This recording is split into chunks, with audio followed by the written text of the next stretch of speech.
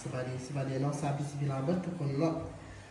มื้อนี้สิมาเฮ็ดคลิปรีวิวส่งเครื่องลูกค้าอยู่ทางเซกองเนาะกลุ่มลูกค้าเพิ่นสั่ง5บอกอันนี้บ่แม่นเพิ่นสั่งไปขายต่อแล้วเนาะแต่ว่าเพิ่นสั่งอยู่ในกลุ่มเพิ่นเนาะสั่งแบบคือกันเบิดทุกอย่างเลยเนาะตามนี้เลยผักมันคือกันเป็นแฟนเลยเนาะทุกคนเนาะ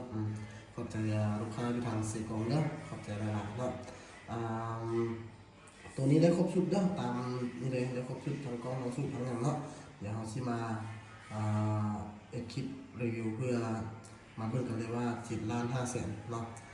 7,500,000เลยว่ามันสีใดอย่างใดองค์ประกอบเป็นอย่างไรเนาะแล้วก็การรับประกันของท่านเรามันเป็นยังไงเนาะเราทำมารีวิวกันเลยเนาะตามนี้เลยเนาะK2 เนาะK2 ปี2025นะอันนี้ลูกค้าทางเซกองเพิ่นสั่งเป็นวาล์วปรับในเนาะวาล์วZ1000เนาะแล้วก็วาล์วสเก็ตนั่นแหละเนาะทางเป็นทางมุนเนาะ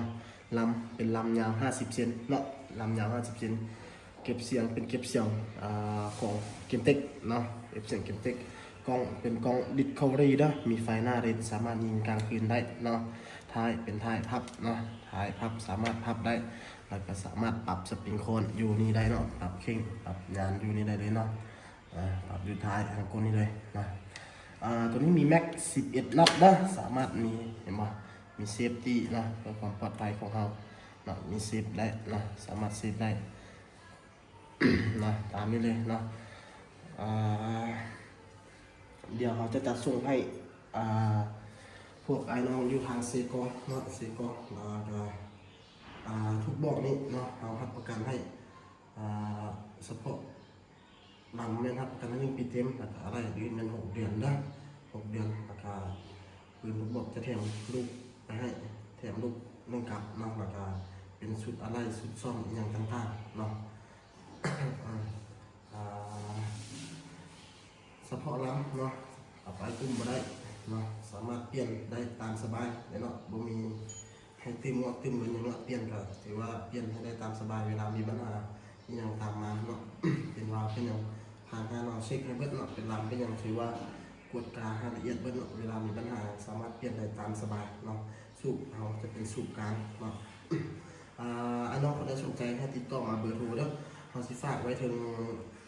เจหน้าจอไหนเนาะเดี๋ยวที่พิมพ์ขึ้นไว้ถึงหน้าจอไหนเนาะไอ้น้องคนใดสนใจติดต่อมา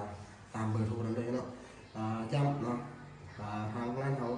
เมียนบ่มีเก็บปลายทางเด้อย้ำเด้อว่าเมียนบ่มีเก็บปลายทางเนาะบ่มีเก็บปลายทางเนาะมีสมัครมีแต่โอนฝากอย่างเดียวเนาะเราจะค่อยส่งเครื่องให้เนาะไอ้น้องคนใดเชื่อใจ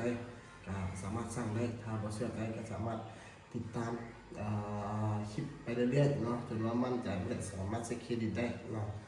ก็จะค่อยฝากให้เขาได้เนาะขอบใจ